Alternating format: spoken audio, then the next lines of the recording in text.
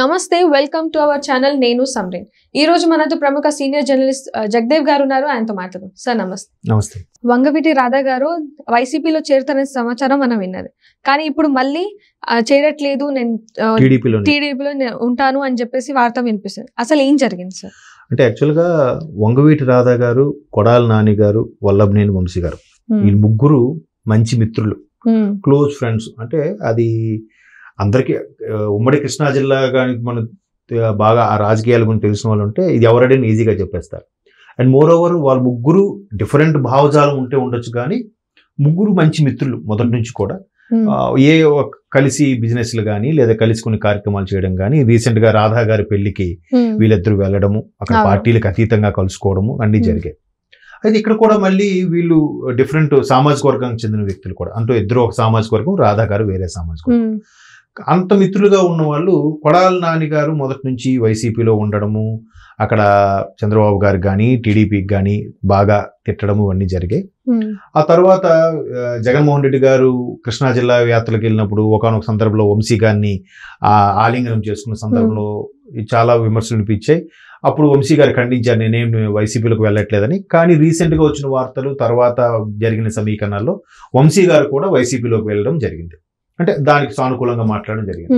అయితే ఇప్పుడు వీళ్ళిద్దరు ముగ్గురు మిత్రులు కాబట్టి ఇద్దరు మిత్రులు అందులోకి వెళ్ళిపోయారు కాబట్టి ఈయన కూడా రాధా గారు కూడా వైసీపీలోకి వెళ్తారు అన్నట్టుగా వార్తలు వచ్చాయి. సో ముగ్గురు క్లోజు ముగ్గురు ఏ నిర్ణయం చేస్తారు నిర్ణయం తీసుకుంటారనే ఉద్దేశంలో. సో ఇప్పుడు ఏమవుతుందంటే సడన్ గా ఈయన కూడా వస్తారు. రాధా గారు వచ్చారంటే రాధా పర్టికులర్ గా కాపు సామాజిక వర్గానికి చెందిన వ్యక్తి. సో ఆ ఓట్లు కూడా వైసీపీకే దక్కేలాగా వీళ్ళు మరి ప్లాన్ చేశారో అనుకున్నారో సంథింగ్. ఆయన సపోర్ట్ కూడా మాకే ఉంది టీడీపీ అంటే ఏం లేదు అన్నట్టుగా చెప్పే ప్రయత్నం చేశారు వీళ్ళు. ఈలోగా ఏంటి రాధా గారు పవర్ఫుల్ స్టేట్మెంట్ ఇచ్చారు. ఏమని నేనైతే టీడీపీలోనే కొనసాగుతున్నాను, నేను పార్టీ ఉద్దేశం లేదు, మారే ఉద్దేశం లేదు, నా మీద వచ్చిన ఏ అపోహలు కూడా నిజం కాదని కుండబద్దలు కొట్టేశారు ఆయన. దాంతో పాటు ఆయన ఇంకో స్టేట్మెంట్ కూడా ఇచ్చారు ఏంటట, మీకు ఆత్మసంతృప్తి కలగాలంటే మీరే టీడీపీలోకి రండి అన్నట్టుగా తిరిగి రివర్స్ లో వాళ్ళిద్దరిని కూడా ఆహ్వానించారు. అంటే పర్టికులర్ వాళ్ళిద్దరిని ఏ వైసీపీ నేత అయినా టీడీపీలోకి వస్తేనే ఆత్మసంతృప్తి కలుగుతుంది అన్నట్టుగా కూడా ఎప్పుడైతే స్టేట్మెంట్ ఇచ్చారో ఇప్పుడు మరి కాస్త ఇబ్బందులు పడినట్టు అయింది వైసీపీ. ఎందుకంటే మ్యాక్సిమం మీరు అబ్జర్వ్ చేస్తే చంద్రబాబు గారు అరెస్ట్ తరువాత రాష్ట్రంలో చాలా రాజకీయ సమీకరణలు బాగా చేంజ్ అయిపోయాయి. అంతవరకు జగన్మోహన్ రెడ్డి గారి పథకాలు ఒకవేళ ఈసారి వచ్చినా కొంత మెజార్టీతో వస్తారు, లేదంటే మంచి టఫ్ ఫైట్ ఉంటుంది, టీడీపీకి వైసీపీకి మంచి టగ్ ఆఫ్ వార్గా అవుతుంది, ఏది గెలుస్తుందో చెప్పలేము, ఈసారి అది గవర్నమెంటా ఇది గవర్నమెంటా రకరకాలుగా వార్తలు వినిపించే రకరకాలుగా విశ్లేషకులు కూడా అలాగే చెప్పారు. ఎప్పుడైతే చంద్రబాబు గారు అరెస్టు కొన్ని రకాల రాజకీయ డెసిషన్స్ పథకాల వరకే కేవలం పరిమితం అయిపోయి రాష్ట్రాన్ని అప్పుల్లోకి నెట్టేసి రోడ్లు మౌలిక సదుపాయాలు బాలేక అభివృద్ధి మీద ఎప్పుడైతే కాన్సన్ట్రేషన్ లేదు అండ్ మోరో ముఖ్యంగా అమరావతి ఏదైతే రాజధాని అని ఉందో రాజధాని అసలు ఎంత విచిత్రం అంటే మనం ఒక్కసారి వెనక్కి ఆలోచిస్తే ఈ 5 ఏళ్ళు కూడా రాజధాని లేకుండా పరిపాలన చేస్తారండి. అసలు రాజధాని అంటే ఏమిటో తెలియకుండానే పరిపాలన జరిగిపోయింది. అది ఎంత సింపుల్ అంటే మొన్న ఒక అబ్బాయి మా అబ్బాయిది 8th క్లాస్ మ్యాప్ పాయింటింగ్ చూస్తే అందులో అన్ని రాష్ట్రాలకు కూడా క్యాపిటల్ రాష్ట్రం పేరు పక్కన క్యాపిటల్ పేరు కూడా హైలైట్ చేస్తుంది. ఒక్క ఆంధ్రప్రదేశ్ మాత్రం క్యాపిటల్ పేరు ఇవ్వలే. ఆ మ్యాప్ పాయింట్ వాడు కూడా అంటే వాడు కూడా తెలిసిపోయింది అంటే క్యాపిటల్ ఏదో డిసైడ్ అవ్వలేదు. సో అలాంటి పరిస్థితులు కూడా నడిపించారు చక్కగా 5 ఏళ్ళు కదా. ఇవన్నీ వ్యతిరేకత మీద ఏమైంది చంద్రబాబు గారు అరెస్ట్ తర్వాత వీళ్ళు ఇవి చేతకాక పైగా కక్షపూరితమైన రాజకీయాలు చేస్తున్నారన్న ఉద్దేశం మరి ఏంటో తెలియదు కానీ చాలా వరకు వ్యతిరేకత వచ్చేసింది. వ్యతిరేకత రావడంతో అప్పటి నుంచి కూడా ఒక్కొక్కరుగా రోజుకు ఒకరు ఇద్దరు ఎంపీలు ఎమ్మెల్యేలు ఎమ్మెల్సీలు స్థానికంగా ఉండే వ్యక్తులు కొంతమంది ఒక్కొక్కరుగా మారుతూ వస్తున్నారు. రోజుకు ఒకరు చొప్పున రిజైన్ చేస్తున్నారు, వైసీపీని విడిచిపెట్టి టీడీపీలోకి వస్తున్నారు.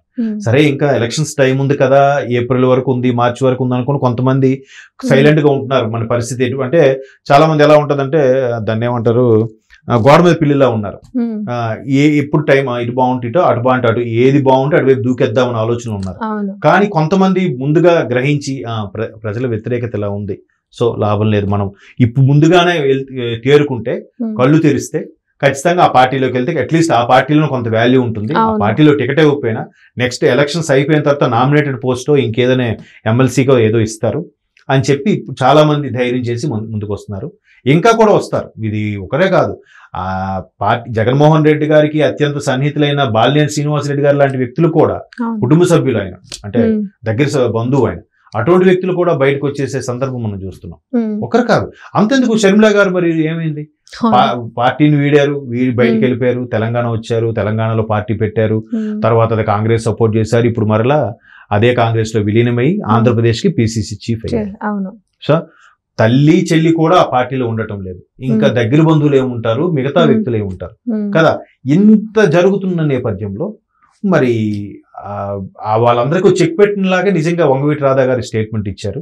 నేనైతే ఎందులోనే ఉంటున్నాను, మీకు ఆత్మసంతృప్తి కలగాలంటే మీరే రావాలనే స్టేట్మెంట్ కూడా, అంటే చాలా శుతిమెత్తగా మంచి డైలాగ్, పెద్ద డైలాగ్ చెప్పాడు. అంతే కదా, మీరు క్లియర్ గా మీరు నాకు మోటివేట్ చేయడం కాదు, మీరే ఒకసారి ఆలోచించుకోండి నెక్స్ట్ రాబోయే పరిస్థితులు ఎలా ఉండబోతున్నాయో అన్నట్టుగా చెప్పారు. చూద్దాం, అంటే ఇక్కడ ఫ్రెండ్స్ అయితే అవ్వచ్చు కానీ ఒక్కొక్కరికి ఒక్కో ఇష్టం. ఒకే ఇంట్లో కూడా ఇద్దరు వేరు వేరు పార్టీలకు చెందిన వాళ్ళు కూడా ఉన్నారు. ఒక అన్న వైసీపీ అయితే తమ్ముడు టీడీపీ, లేదా అన్న కాంగ్రెస్ అయితే తమ్ముడు బీజేపీ వాళ్ళు కూడా చాలా మంది తెలంగాణలో చూసాం, ఆంధ్రాలో కూడా కొన్ని కుటుంబాల్లో అలాగే ఉన్నాయి. ఎవరి భావజాలం వాళ్ళది. కానీ ప్రస్తుతం ఇంత తీవ్రంగా ప్రజా వ్యతిరేకత ఉన్న నేపథ్యంలో ఆ పార్టీలో ఉండడం ఎంతవరకు కరెక్ట్ అనేది కూడా చాలా మంది ఎవరికి వారు క్వశ్చన్ వేసుకోవాలి. కాబట్టి రాధా గారు చాలా శుతిమెత్తగా వాళ్ళ స్నేహితులిద్దరికి హెచ్చరించారు. ఇంకా అది వాళ్ళ ఇష్టం. ఈయనైతే టీడీపీలో ఉంటున్నాడని కన్ఫర్మ్ చేశారు కదా. అంతెందుకు మొన్న కొడాలి అనుకోవాలి కదా, కేసినేని నాని గారు కూడా అందరూ వైసీపీ టీడీపీలోకి వస్తుంటే, టీడీపీకి కానీ జనసేనలో కానీ, ఈయన టీడీపీ నుంచి వైసీపీలోకి వెళ్ళారు. వెళ్ళినప్పుడు కూడా ఏమైంది, ఆయన ఒక్కడే వెళ్ళగలిగాడు కానీ ఆయన అనుచరులు ఎవరు వెళ్ళలేదు. ఇప్పుడు లోక్సభ ఎంపీగా ఉన్నప్పుడు సుమారుగా ఒక 6-7 నియోజకవర్గాలు ఎమ్మెల్యేలు ఆయన పరిధిలో నియోజకవర్గాలు ఉంటాయి, లోక్సభ నియోజకవర్గం. ఆ ఎమ్మెల్యేలు కూడా గ్రిప్ లో ఉంటేనే ఒక ఎంపీగా ఆయనకి గెలవడానికి, ఆయన మెజార్టీ రావడానికి ఆస్కారం ఉంటుంది. సో ఆ కింద స్థాయి వ్యక్తులు కూడా మీరు వెళ్తే వెళ్ళండి, మేము టీడీపీలోనే ఉంటామని చెప్పారట. ఇప్పుడు దానికి ఆయన ఎవరు మర్చిపోయాను, బేగ్ అని ఒక ఆయన, తర్వాత దాంసా అని ఒక ఆయన, వీళ్ళిద్దరు కూడా కేసినేని గారు అటు వెళ్ళిపోయినా కూడా మేము రాము, మేము టీడీపీలో కొనసాగుతాం అని చెప్పారు. సో ఇక్కడ కూడా రాధా గారు నెక్కచ్చిగా నేను టీడీపీలోనే కొనసాగుతాను మొదటి నుంచి, అంటే డైరెక్ట్ మీరు కూడా వచ్చేయండి అనలేక, మీకు ఆత్మసంతృప్తి కలగాలంటే ఇటు రావండి అంటే దాని అర్థం అదే. ముగ్గురు ఫ్రెండ్స్ కాబట్టి ముగ్గురు ఒక దగ్గర ఉందాం, హ్యాపీగా ఉంటది, ముందే కళ్ళు తెరవండి అన్నట్టుగా చాలా శుతిమెత్తగా సింపుల్ డైలాగ్తో చాలా చక్కగా చెప్పారు. చూద్దాం మళ్ళీ ఇంకా ఎలక్షన్స్ దగ్గర పడే కొద్దీ ఇంకెంతమంది బయటకు వస్తారో, మేబీ వీళ్ళు కూడా వచ్చేస్తారేమో. Yes, exact.